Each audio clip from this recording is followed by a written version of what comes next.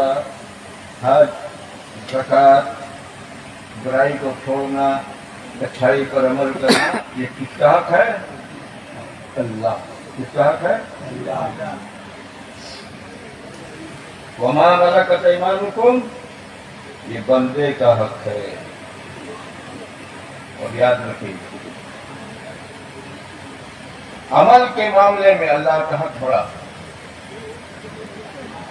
اور حساب و کتاب کی منزل میں بندے کے حق کی بہت اہمیت. اللہ تو ایسا کریم ہے، ایسا رحمان ہے، ایمان سلامت رہا، کوئی عبادت اس نے نہیں کی اور کوئی گناہ چھوڑا بھی نہیں. کیا؟ کوئی عبادت نہیں کی اور کوئی گناہ چھوڑا بھی نہیں. مرا ایمان سلامت.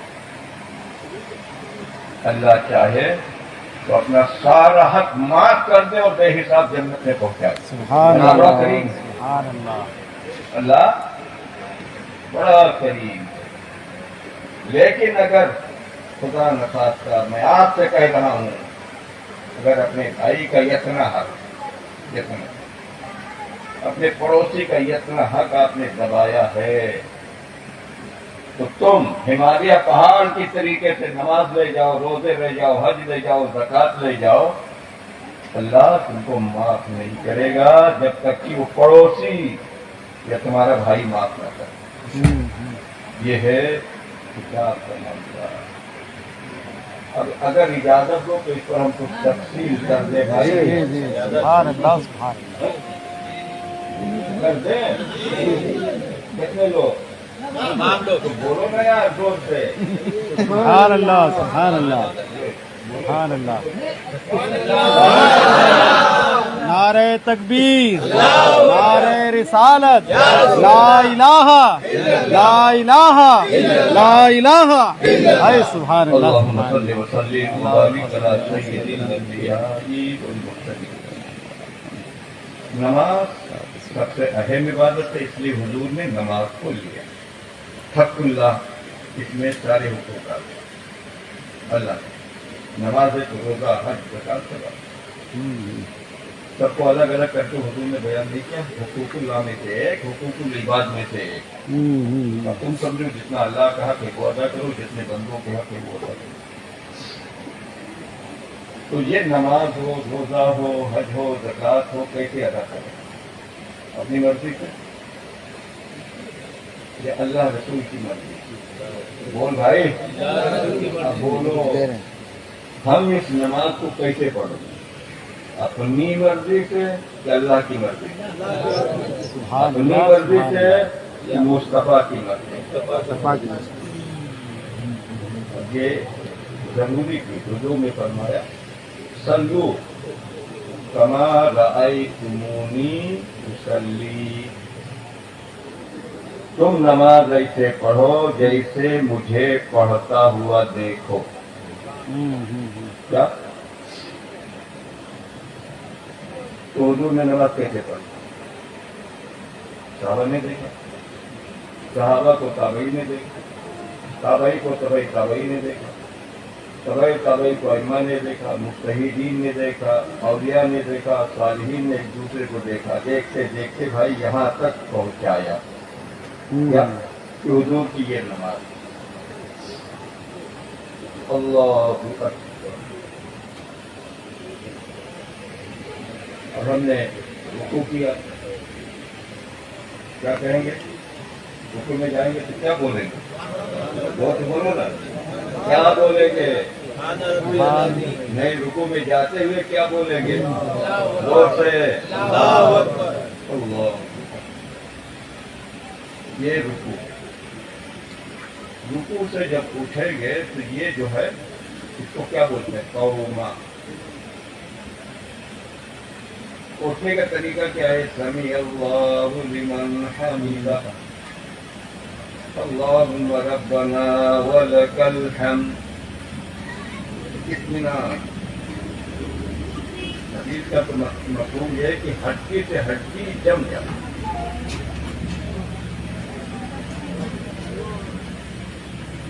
پھر اللہ اکبر کہتے ہوئے سجدے، یعنی سمی اللہ لمن حمید اللہم ربنا ولک الحمد کم سے کم 2-3 سیکنڈ 4 سیکنڈ آدمی ہو رہے. اللہ اکبر. پہلے سجدے میں آپ جائے اللہ اکبر کہہ کے بیٹھے. کتنی دیر بیٹھنا چاہیے؟ کم سے کم 4-5 سیکنڈ. ابو داؤد شریف میں تو یہ ہے، وہ ضروری نہیں کوئی اس پر عمل کرے تو سنت ہے، اور اس زمانے میں عمل کرنا چاہیے. وہ کیا ہے؟ جیسے اللہ اکبر آپ بیٹھے کہیں اللہم اغفر لی، کیا کہے؟ اللہم اغفر لی، اتنا اللہ اکبر. دوسرا کہے، دوسرا پہلا اور دوسرے سجدے کے درمیان جو بیٹھے کو کیا بولتے ہیں؟ جلسہ. کیا بولتے ہیں اس کو؟ جلسہ. رکوع سے اٹھے کھڑے ہوئے تو وہ ہے قوما، اور سلام پھیرنے کے پہلے جو بیٹھے وہ ہے قعدہ. قعدہ لمبا ہوتا ہے، جلسہ چھوٹا ہوتا ہے، لیکن تم لوگ تو رات بھر کا جلسہ کرتے ہیں. صحیح. جلسہ کہنا بند کریں.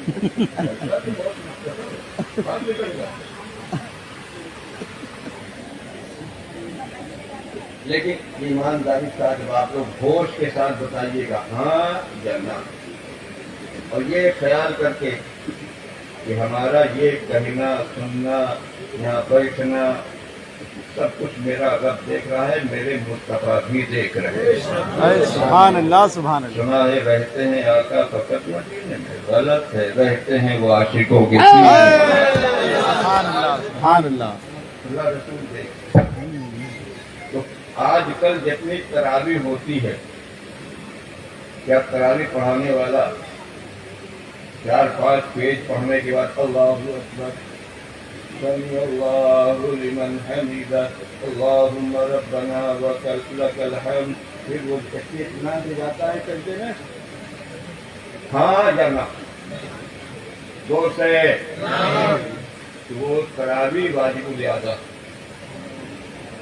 کیا اس تراویح کا دہرانا لازم.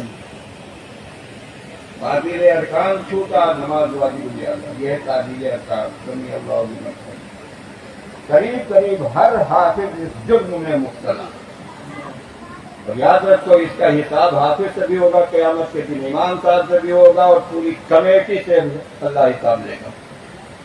پوری امت کی تراویح کی نماز لوگوں نے خراب کروا دی. آپ کہیں گے مولانا صاحب آج تک کسی نے بات نہیں کہی ہے نا. ہمارے بہت سے بھائی لوگ جو ہیں جانتے ہیں مسئلہ، لیکن کیوں نہیں کہتے ہیں؟ کہ 5,000 مشکل سے دیتے بھی ہو اور حق بولنے پر آئے تو مسلح بھی تھی. لیکن میں نے کبھی بھی نہ میں نے یہ سوچا کہ اسٹیج پر میری روزی ہے، مسجد کے مینارے پر میری روزی ہے، مدرسہ کی چھت پر نہیں. میری اکڑ، میری خودداری، میرا جلال بہت مشہور ہے. میں کوئی بری چیز جھیل نہیں پاتا ہوں، کہنے سے رکتا بھی نہیں. کیوں؟ پوری دنیا ناراض ہو جائے، بس میرا رب راضی رہے، مصطفیٰ راضی رہے. سبحان اللہ سبحان اللہ. مسجد کے مینارے پر روزی ہوتی تو میں ڈر جاتا سمجھتی. مسجد کی چھت پر روزی ہوتی مدرسے کی تو کمیٹی سے میں ڈر جاتا. جلسہ کرنے والوں کے ہاتھ میں میری روزی ہوتی تو میں ڈر جاتا کہ یار مت بولو، میرے کو پتہ نہیں بلائی. یاد رکھو اللہ جب دینے پر آئے گا تو تم سمجھ بھی نہیں پاؤ گے کہ کہاں سے آ گیا، اور اللہ روک لے گا. دنیا کی کوئی طاقت مل کر کے تم کو ایک پیسہ دلا نہیں پائے. اس لیے میں نے کبھی اس کی پرواہ نہیں. میں اپنے علماء سے یہ کہتا ہوں، بھروسہ رکھو صرف اور صرف اللہ، پھر بھروسہ رکھو مدینے والے کا، اور پھر تم دیکھو گے یہ نتیجہ کیا ہوتا ہے سامنے آئے گا. جو احمد رضا نے کہا ہے کون دیتا ہے دینے کو منہ چاہیے دینے والا ہے سچا ہمارا. سبحان اللہ سبحان اللہ. اس لیے میں حق بات کہنے سے متوقع نہیں. آپ لوگ ہوش میں آئے. اگر ایسی تراویح پڑھی یا پڑھیں گے تو آج تک کسی نے نہیں بتایا تھا حساب آسان تھا آپ کے لیے. کیا کوئی نہیں بتایا تھا؟ اب میں نے بتا دیا تو اتنے لوگوں کے لیے حساب مشکل ہو گیا. یا ریکارڈ ہوا آپ کے کاندھے پر ریکارڈ ہو رہا ہے اللہ خود دیکھ رہا ہے نا؟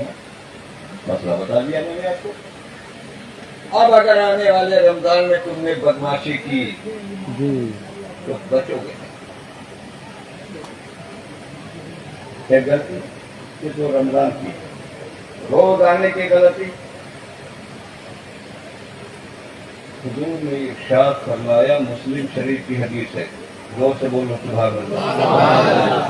اور اسی طریقے سے درود شریف پڑھو اللہم صلی وبارک علی سیدنا الانبیاء والمرسلین. حضور نے ارشاد فرمایا مجھے حکم دیا گیا ہے کہ میں سجدہ کروں 7 ہڈیوں پر. پھر سے سنو. حضور فرماتے ہیں مجھے حکم دیا گیا کہ میں سجدہ کروں 7 زور سے 7 ہڈیوں پر. ہاں آدمی معذور ہو جاتا. کوئی ہڈی زمین پر نہ لگے کوئی مسئلہ نہیں. معذور ہے جیسے ایک آدمی بیٹھ ہی نہیں پاتا. کیا چارپائی سے اتر ہی نہیں پاتا ہے. کوئی اس کو اتارنے والا بھی نہیں ہے. مثال کے طور پر گھر میں اکیلی بیوی ہے تو من کو بندہ نوازی کا معذور ہو گیا ہل نہیں پا رہا تو نماز کیسے کرے. وہ اپنی چارپائی پر لیٹ کر کے یا اپنی بستر پر لیٹ کر کے پڑھے گا. نماز کے ٹائم اس کی چارپائی اتر دکن نہیں رہے گی. پورب سرہانہ پچھم کا کیا اور سرہانہ کو اسے اٹھا دیا جائے. اب جس طریقے سے اشارے سے وہ تلاوت کر سکے سبحان اللہ سبحان ربی العظیم کہہ سکے سبحان ربی الاعلیٰ کہہ سکے رکوع سجدہ حتیٰ کی اگر کچھ نہ کر سکے تو آپ کی پلکوں کے اشارے سے سب کر لیں تو نماز ہو جائے گی. اگر یہ اتنا معذور ہے تو کوئی ہڈی زمین پر لگی نہیں لگی. معذور کا حکم الگ ہوتا ہے. اور معذور وہی ہے جس کو عالم دین دیکھ کر کے کہے یہ معذور ہے. قانون شریعت کہے کہ یہ معذور ہے وہی معذور مجبور مانا جائے گا. اور کوئی بندہ خود سمجھ لے کہ ہم معذور ہیں. جیسے آج کل بدماشی پھیلی ہوئی ہے پوری دنیا میں. ہر مسجد میں ٹول اور کرسی ہے کہ نہیں. بولا منہ سے جن جن لوگوں نے مسجدوں میں کرسی رکھی ٹول رکھا ان سب سے کہہ دو اور اگر یہاں ہو تو سن لو کل قیامت کے دن اللہ تم سے پوچھے گا کہ میرے بندوں کو بے عمل بنانے کے لیے مسجد میں کرسی کیوں رکھی. کیا جواب ہوگا؟ کیونکہ وہ آدمی پکڑ کے آ رہا ہے گھر سے مسجد. کسی کو آپ نے دیکھا ہے کہ وہ پکڑا کر کے گھر سے مسجد آیا ہو پھر وہ منہ ہلا کہ نہیں چل کے آیا. وہ زمین پر بیٹھ سکتا ہے کہ نہیں. پھر کرسی پر نماز کیوں پڑھتا ہے؟ وہ بیٹھے گا بہت سے بہت کھڑا ہو جائے گا ہے نا. یہ کرسی ہم بیٹھے ہوئے سب کہاں سے لگے گی اور نمازی کہاں سے اور ہم کیسے کھڑے ہوں گے. ہم آگے ہوئے کہ نہیں. سب ٹوٹی کہ نہیں. نماز مکروہ ہوئی اس طرح.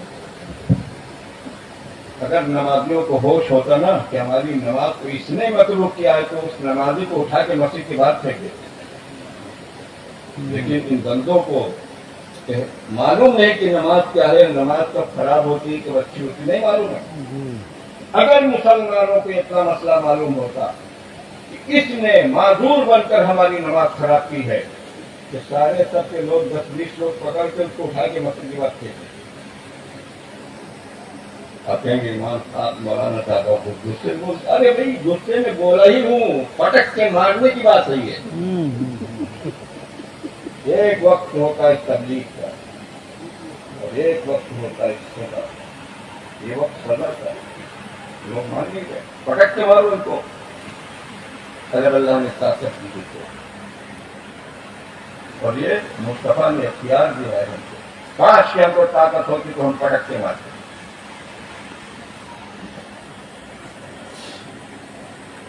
फिर वो ऐसे रुकू करेगा और थोड़ा सा झुक के सजदा करेगा, है ना। कहीं हड्डी लगी, कहीं नहीं लगी, देख कहीं लगी, दो से कहीं नहीं लगी। तो ये अमल हुजूर के हुक्म के खिलाफ हुआ कि नहीं? बोल रहे यार जी। और जो समझाए से न समझे कि हुजूर के हुक्म के खिलाफ तुम कर रहे हो और जैसा तुम अपना काम करो। मक्के में ऐसा हो रहा है, मदीने में ऐसा हो रहा है। अल्लाह ने अगर ताकत दी है तो उस आदमी को पटक के मारो, इसलिए कि देखने वाले तुम्हारी नस्ल भी बर्बाद हो जाएगी इनको देख कर, अगर कोई न बोला तो। बेशक सही। आदमी में 40-45 साल तक खुलाई मारी, चौराहे पर सीटी बजाई, सब कुछ किया। आखिरी वक्त जब आया तो उस बेचारे को याद आया कि चलो भाई गुनाह बहुत कर लिए हैं, नमाज कर। ये आना, ये सोच अच्छी थी, लेकिन मुझे आप बताओ, जब किसी बंदे ने नमाज शुरू की तो क्या किसी से पूछा कि हम कैसे पढ़ें?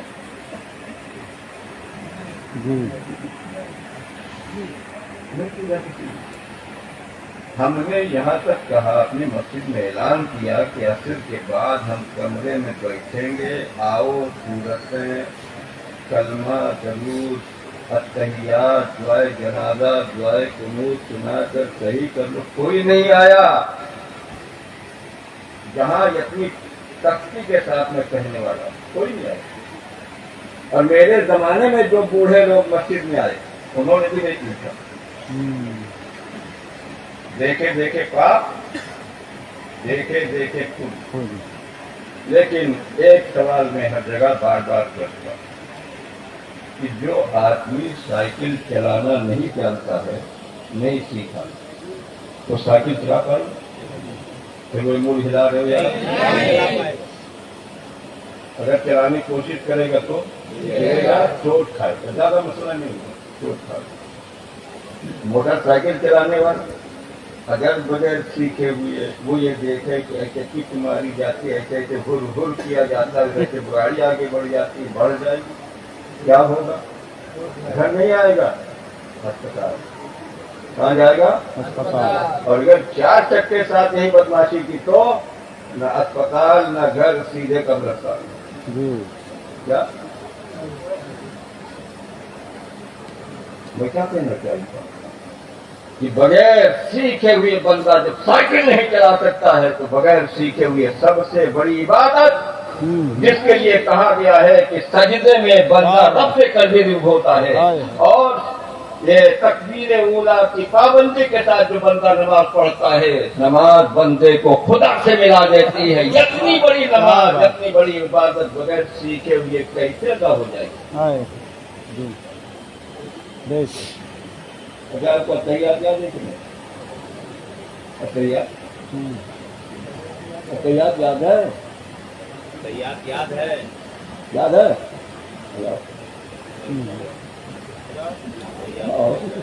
नहीं होता नहीं, कोई हटेगा नहीं। मैं एक गलती की निशानगी करना।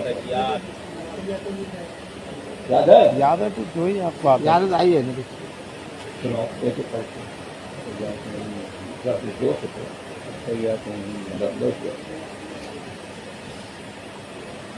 ये आम गलती मैंने इसे क्यों पढ़वाया? इनकी हंसी कराना मकसद नहीं। जी जी गुरुओं का एहतराम करना, हमेशा गुरुओं का एहतराम करना, चाहे तुम्हारे घर का हो चाहे तुम्हारे महल्ले का हो। हुजूर ने फरमाया दुनिया में जो बारिश बरस रही है, जो रिस्क बंदों को मिल रहा है, वो बूढ़ों के बुढ़ापे कर सकता है, बच्चों के बचपने कर सकता है।